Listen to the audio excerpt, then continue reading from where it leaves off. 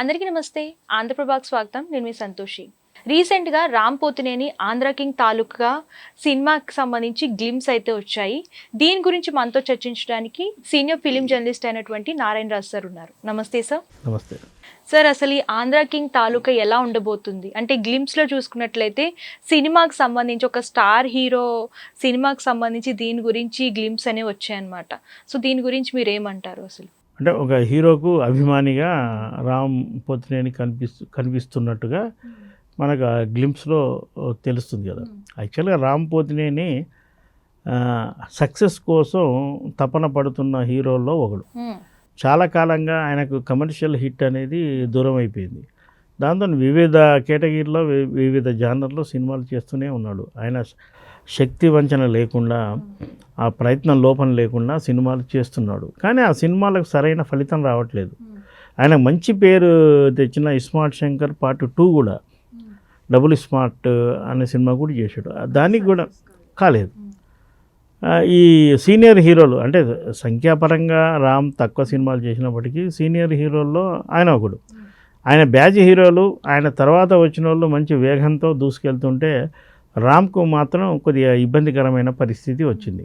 ముఖ్యంగా రామ్ మాస్ హీరోగా ఎదిగే ప్రయత్నం మొదటి నుంచి చేశాడు.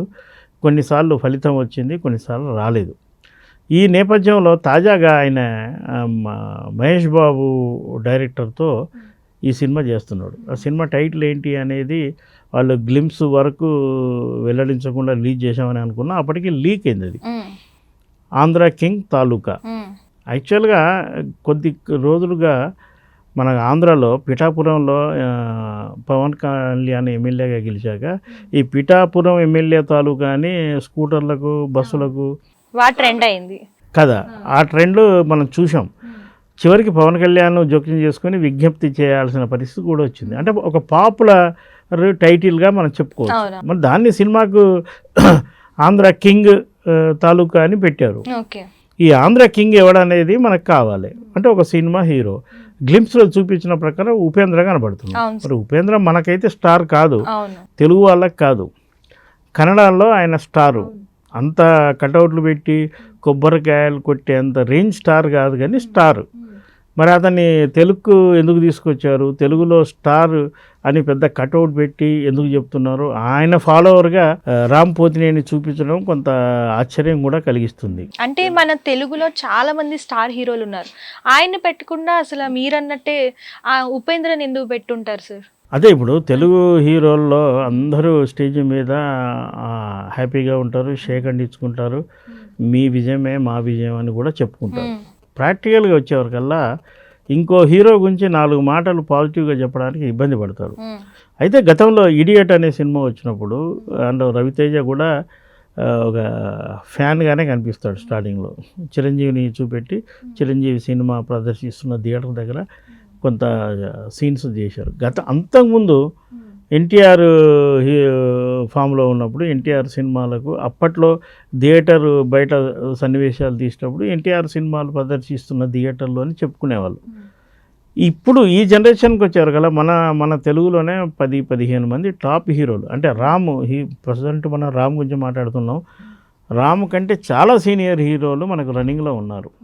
వాళ్ళ ప్రస్తావన తేకుండా ఈ ఉపేంద్రను తీసుకొచ్చారంటే దానికి ఒక రీజన్ ఉండి ఉంటుంది. అంటే సినిమాలో క్యారెక్టర్ పరంగా కూడా ఉపేంద్రను చూపించి ఉంటారు. కేవలం ఆంధ్ర కింగ్ అని మనం కటౌట్ మాత్రమే చూసాము. అలా కాకుండా అందులో సినిమాలో వన్ ఆఫ్ ది క్యారెక్టర్గా కూడా ఆంధ్ర కింగ్ ఉపేంద్రను ఉపయోగించుకున్న పక్షంలో ఒక ఆర్టిస్ట్ కావాలి, ఒక స్టార్ ఇమేజ్ ఉన్న వాళ్ళు కావాలి. పైగా ఇప్పుడు తీసేటి అన్నీ పాన్ ఇండియా సినిమాలు. ఇతర భాషల్లోకి సినిమా వెళ్ళాలి అంటే ఆ భాషకు సంబంధించిన ఆర్టిస్ట్ కావాలి. ఆ ఉద్దేశంతో ఇందులో ఆంధ్ర కింగ్ అంటే ఒక సినిమా నటుడి క్యారెక్టర్ కూడా కొంత మేరకు ఉంటుందేమో, అందువల్ల ఉపేంద్రని తెచ్చిపెట్టుంటారు. ఇలాంటి గెస్ట్ క్యారెక్టర్లు తెలుగులో మన టాప్ హీరోలు చేయడం సాధ్యం కాదు.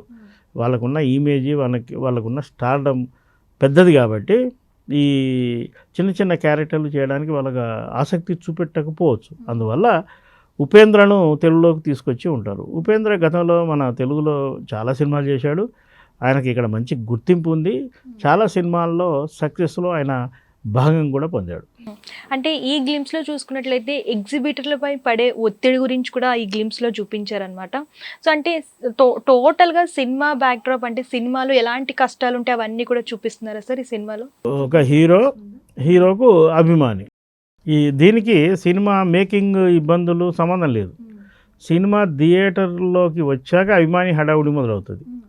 అంటే అక్కడ మనకు గ్లిమ్స్లో చూపించిన ప్రకారం టికెట్ కౌంటర్ అంటే అదే బాక్స్ ఆఫీస్ అంటే టికెట్లు ఇచ్చే కౌంటర్ని మనం చెప్పుకుంటాం. అక్కడ చాలా చోట్ల పూర్వం బాక్స్ ఆఫీస్ అని రాసేవాళ్ళు.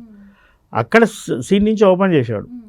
ఆ ఉపేంద్ర సినిమా వచ్చినప్పుడు అక్కడ అభిమానుల సందడి, టికెట్స్ ఇలా లెక్క పెట్టి ఇవ్వడం, ఇవన్నీ మనం అక్కడ చూసాం. ఈ రోజున అంతా ఆన్లైన్ బుకింగే కదా, ఆన్లైన్ బుకింగ్. కౌంటర్కి వెళ్ళి క్యూ కట్టి చేయి పెట్టి టికెట్ తీసుకునే పరిస్థితులు ఇప్పుడు ఎక్కడున్నాయి? అంటే ఆ సినిమాకు నేపథ్యం ఇప్పటిది కాదు, బహుశా 1990 ఆ సమయానికి సంబంధించిన కథ అయి ఉంటుంది. అందులో అప్పట్లో నాకు తెలిసి నేను అప్పుడు సినిమాలు చూసేవాడిని, బాగా థియేటర్లకు వెళ్ళేవాడిని కాబట్టి అప్పుడు ఇండస్ట్రీ హ్యాపీగానే ఉంది. ఈ రోజున సినిమాలకు కష్టాలు ఉండొచ్చు కానీ ఆ రోజు హ్యాపీ. టాప్ హీరోల సినిమాలు నెలకోటి వచ్చేది, సందడిగా ఉండేది. ఆ సీన్సే తప్ప దానికి సినిమా కష్టాలకు సంబంధం ఉండకపోవచ్చు. అయితే ఇందాక చెప్పినట్టు ఉపేంద్ర క్యారెక్టర్ కనుక సినిమాలో సినిమా నటుడై ఉంటే ఆ సినిమా వాతావరణాన్ని కొంత మేరకు చూపిస్తారు. అది ఏమిటి అనేది డైరెక్టర్ క్లారిటీ ఇవ్వాల్సి ఉంటుంది. ఓకే, అంటే ఈ సినిమాలో స్టార్ హీరో ఫ్యాన్ కింద రామ్ కనిపిస్తున్నారు. సో సక్సెస్ అయ్యే అవకాశం ఏమన్నా ఉందంటారా సార్? ఇప్పుడు ఇందాకనే మనం మాటల్లో అన్నాం, రామ్ సక్సెస్ కోసం చూస్తున్నాడు, ఒక మాస్ ఎంటర్టైనర్. బహుశా సినిమాను ఆరాధించేది ప్రేక్షకులైనా అందులో ప్రధానంగా ప్రేక్షకుల్లో భాగమైన అభిమానుల సందడే ఎక్కువ ఉంటుంది. ఆ అభిమానుల్లో ఒకటిగా మన రామ్ నటిస్తున్నాడు కాబట్టి కొంత సక్సెస్కి అవకాశాలు ఎక్కువ ఉంటాయి. ఆ వాతావరణం చాలామంది జనాలకు తెలియదు. సినిమా ఒక అభిమాన సినిమా, హీరో సినిమా వస్తే థియేటర్కి వెళ్ళి సినిమా చూసి ఎంజాయ్ చేస్తారు. కానీ అభిమానులు చేసే సందడి, ఈ హడావుడి, ఇదంతా ప్రేక్షకులకు తెలిసి ఉండే అవకాశాలు తక్కువ.